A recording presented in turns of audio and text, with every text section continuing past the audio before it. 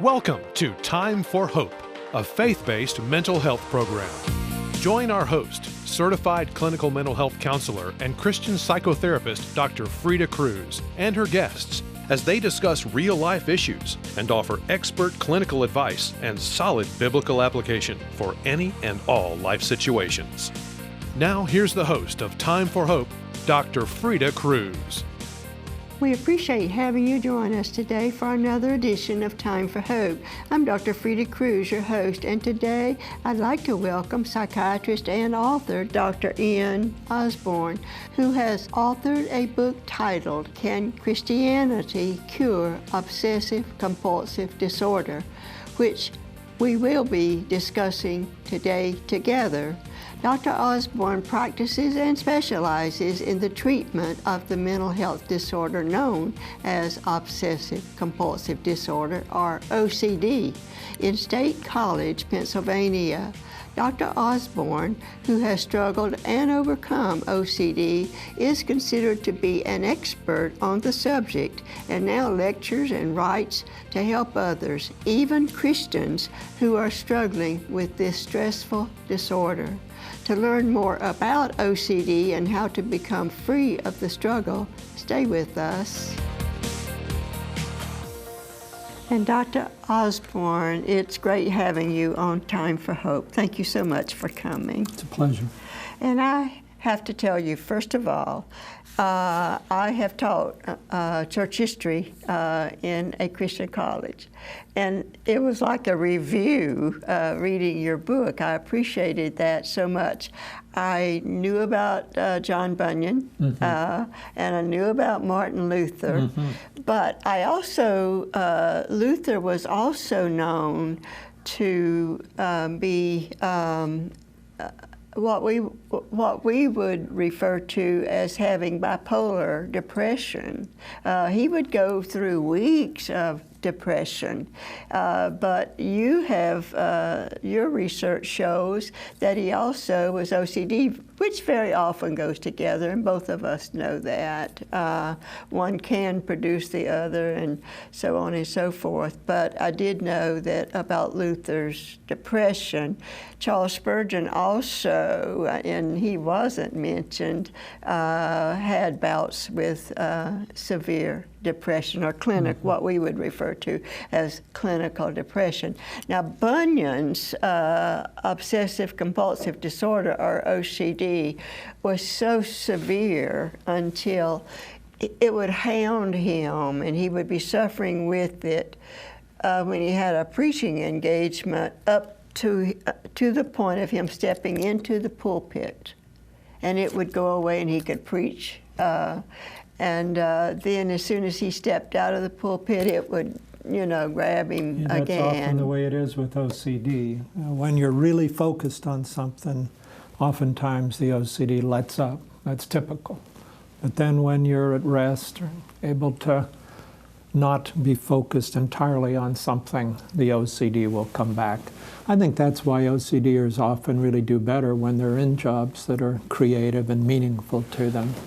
And we can go ahead and say that people with OCD generally are resourceful, creative, intelligent, and even on the go and getting things done, and so forth. But you know what I think about Bunyan? Those 12 years in Bedford prison, suffering from this disorder. What a spectacular individual. I mean, there's a guy with an 8th grade education at a poor school, and goes on to become one of the greatest writers ever. Pilgrim's Progress, translated into more languages than any book but the Bible. Bunyan was just an out-of-sight literary genius as well as a spiritual genius. But his book, his autobiographical book, Grace Abounding to the Chief of Sinners, is, in my opinion, the greatest description of an individual's struggle with what we now call OCD. Now, a lot of people sort of get offended that some of our great spiritual heroes, like Martin Luther or Bunyan, or a couple of great Catholic saints like Teresa of Lisieux I write about, they get offended that we would say these people had OCD. But This disorder is common. It doesn't affect a person's thinking abilities. It just has to do with excessive fears.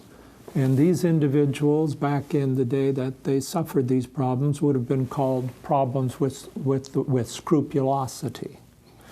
But we now know that severe scrupulosity is almost always OCD. And that's the disorder that Luther and Bunyan and Luther and Therese of Lisieux and Bunyan suffered from. And I see a lot of Christians with that disorder nowadays. Because they are, if they are a genuine Christian, they are scrupulous and they want to do what's right, and it blends right in with what you're saying. Well, you see, OCD is a disorder of fears. It's a disorder of fears that are not dismissed. We can have fear, like, say, let's take an OCD fear that's common, that our hands are dirty. And that's a good fear to have, cleanliness, okay, but we wash our hands for 20 seconds and the fear goes away. The thing with a person with OCD is that fears are not dismissed when they should be dismissed. So that fear is still there, insistent and urgent that they do something to take care of that fear. So they wash against, they might wash for a half an hour straight before the fear is finally dismissed. So that's the problem. Then the fear occurs in whatever is likely to be the most problematic area for a person. In other words, a person's worst potential fears are likely to become the subject of their OCD. So for Christians, salvation, am I leading a spirit-led life? Am I praying the way I should pray? Did I confess all my sins, particularly with Catholics, but Protestants too?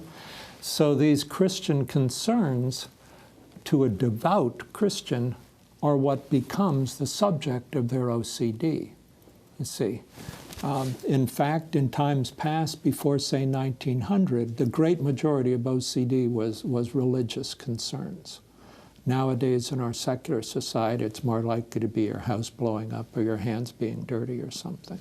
So it depends on what's most important. You only confined this, well, we're talking about Christians and OCD, and you only confined it to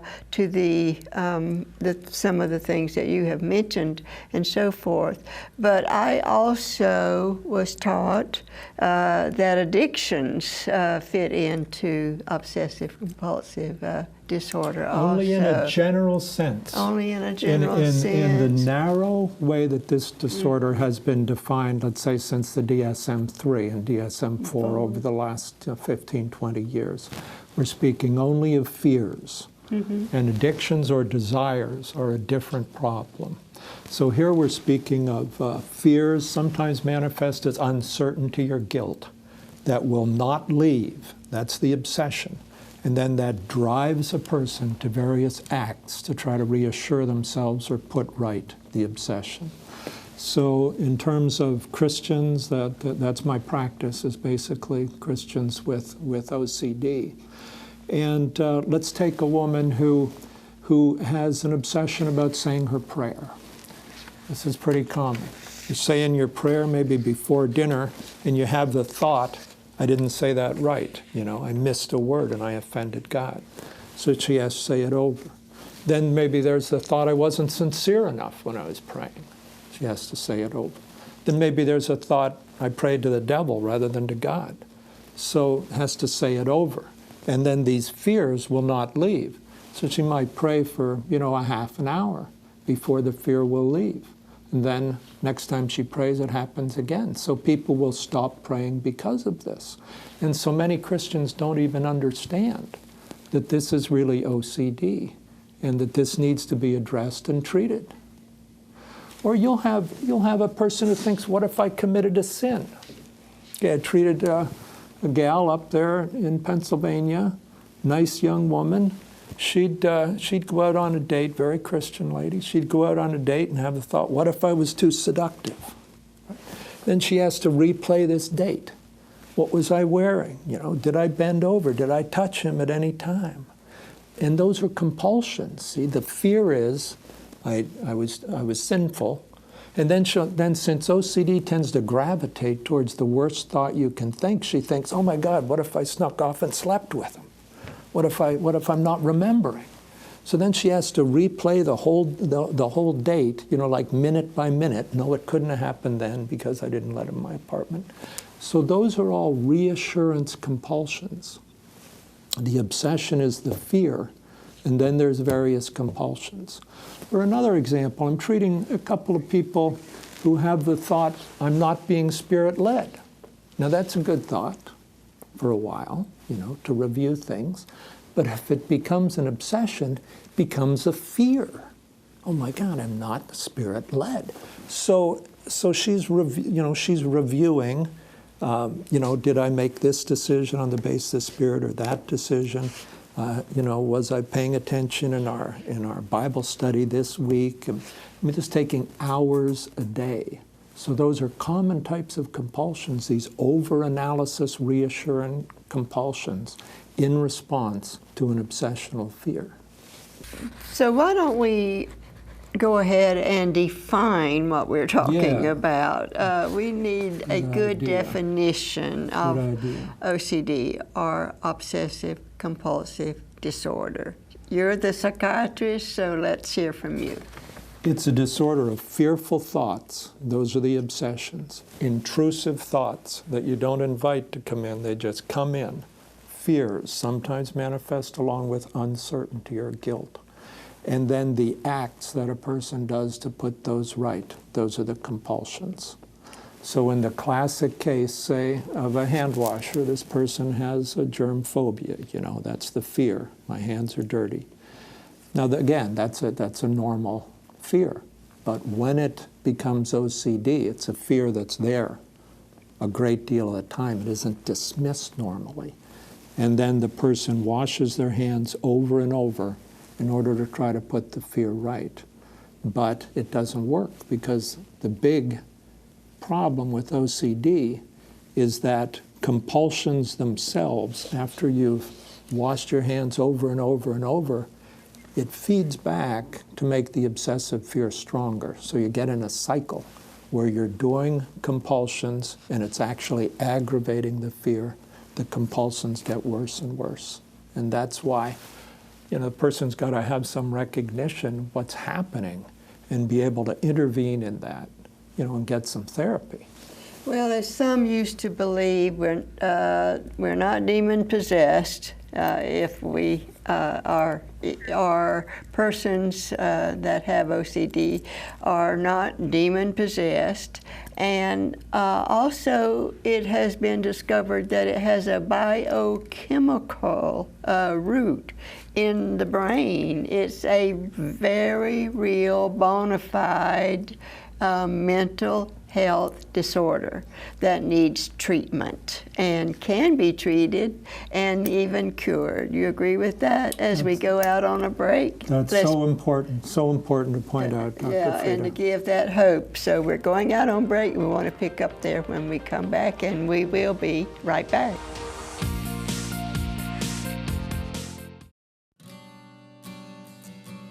For fear people will think they are crazy, people suffering from OCD often continue to suffer in silence when there is help available. Admittedly, many of the symptoms are bizarre and irrational and would make no sense to a person who has never experienced them. Recent surveys have revealed that 2.5% of Americans have had the symptoms at some time in their lives. The symptoms can include sexual obsessions, checking and rechecking doors to see if they are locked, repetitive hand washing, the fear of running over a pedestrian, fear of contacting germs, and even mothers can be obsessively fearful of harming their children. Christians very often are held in bondage to blasphemous thoughts related to God. Others compulsively pray over and over again about the same thing. Recent studies have produced more about OCD that helps in treating it. Allow me to share some things we now know and can do to relieve persons who suffer from this mental health disorder. 1. OCD has a genetic basis. It tends to run in families. 2. Although OCD may share some symptoms with anxiety and depression disorders, it can usually be diagnosed as a distinctive mental health disorder. 3. Persons suffering from OCD can be helped with proper treatment. A licensed counselor or psychologist should be able to help you make the necessary cognitive and behavioral changes and to assist you in getting the proper medical help so that any medication needed can be prescribed. 4. Several studies have revealed that a combination of drug treatment and behavioral therapy has been found more effective than either treatment alone. And God does choose to use the knowledge and experience or expertise of medical and mental health professionals at His discretion. 5. More recent studies have revealed that for Christians, absolute trust in the power and mercy of God, and that His ability and willingness to take responsibility related to the problem for you, if and when you are willing to give it over to Him, can prove to be the best therapy for OCD. This therapy requires that you must believe God wants to help you, that He can help you, and that He will help you. In all situations involving suffering and pain, know and believe that God intends to strengthen your faith and bring you closer to Himself.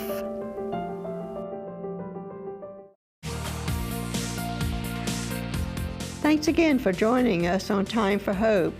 And our guest for today is Dr. Ian Osborn.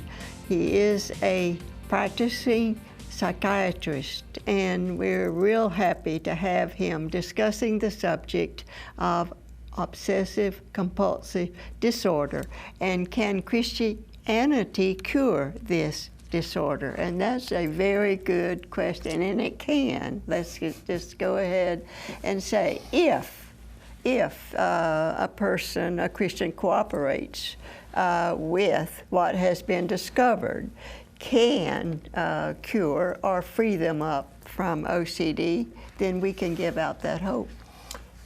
Well, that's the point I want to make here. You know, I became a specialist in treating OCD before I realized that there is a route that Christians can use to specifically treat OCD through trust. But I employed the spectacularly good psychological treatments for OCD. And then I realized that, hey, these are some of the same things that some of these great saints that I like were doing. And then that's what I write about in this book, is how we can put that to use treating OCD. But let me explain that just a little bit. The treatment that came in the 1970s to treat obsessive-compulsive disorder was fantastic. Prior to then, probably psychologists and psychiatrists made OCD worse because they implied that there were unconscious roots to people's obsessions and that they really were very important and reflected the individual, which is not true at all. Probably encouraged them to fight.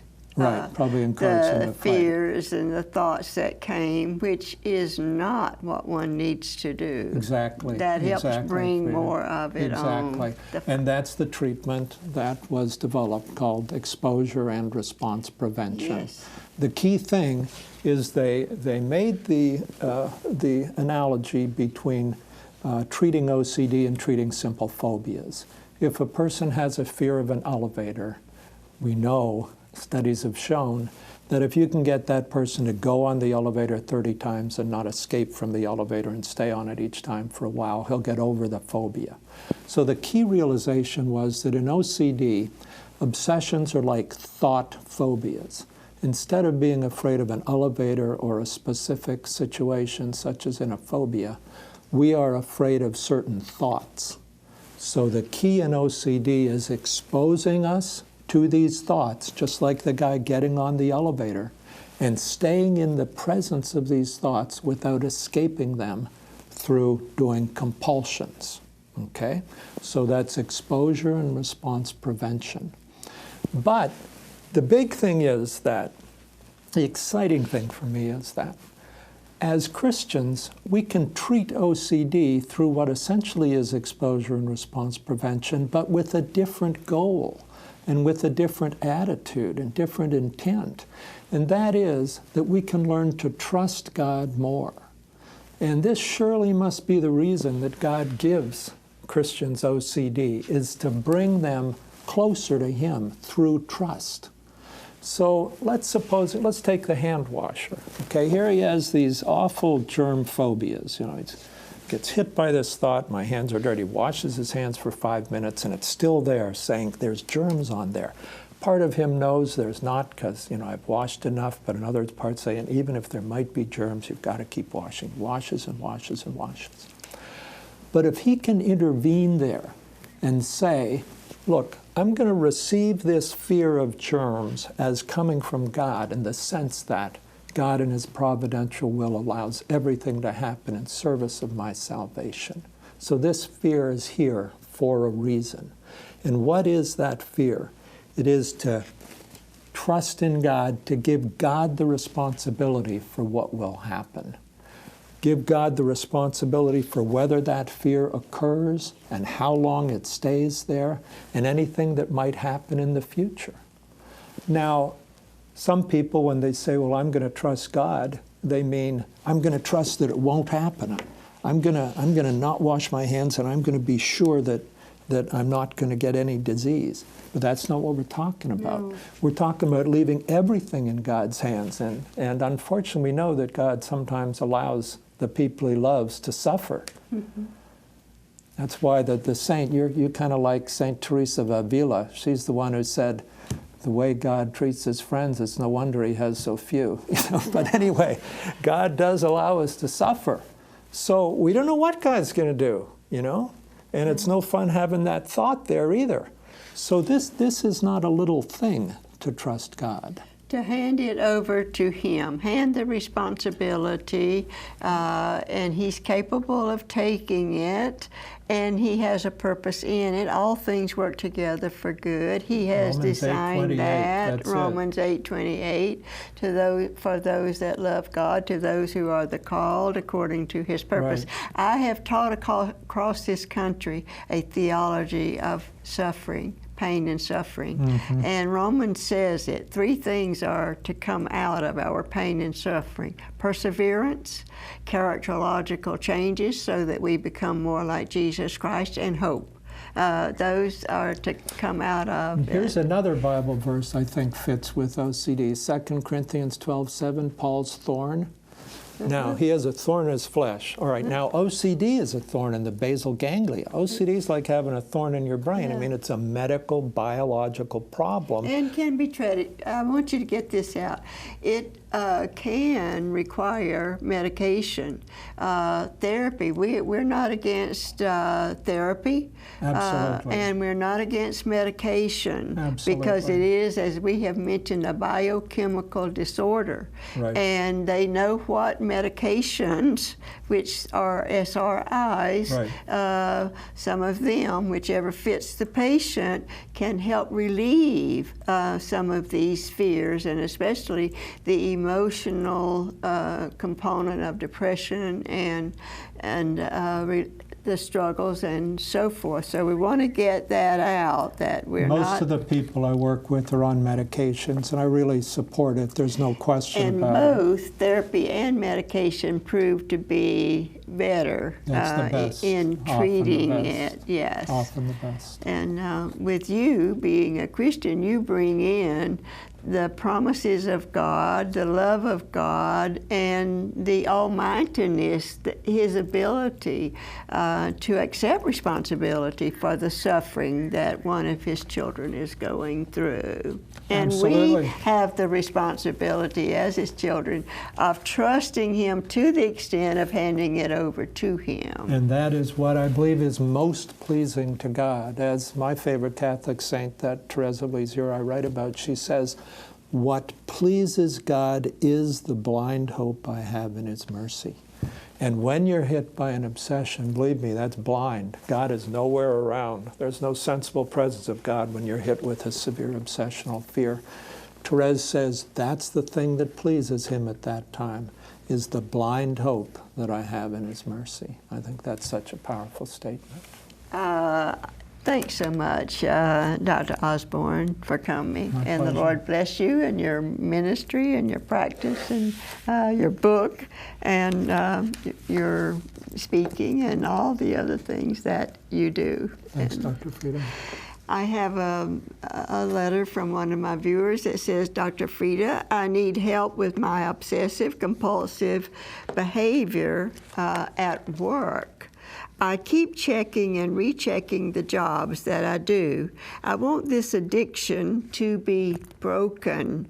Please pray for me and be assured we have. We take these prayer requests very seriously that come in, and we've already prayed over this request. And then I have a note of encouragement. Dear Dr. Freda, I watch Time for Hope every time I get a chance. It has helped me so much, and thank you for pointing people to Christ, who is truly our healer, and I couldn't agree more. And I thank you so much that it's plain that that's where we want our viewers to go and look. We want them to go to Jesus Christ, either initially as their Savior or as they are confronted with life and the struggles in life, and if it happens to be OCD, with the struggle of OCD.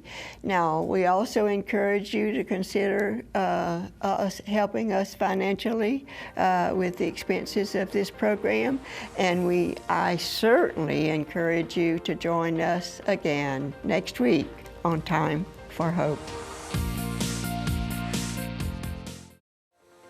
A free fact sheet that contains additional information about today's topic is available upon request from our ministry.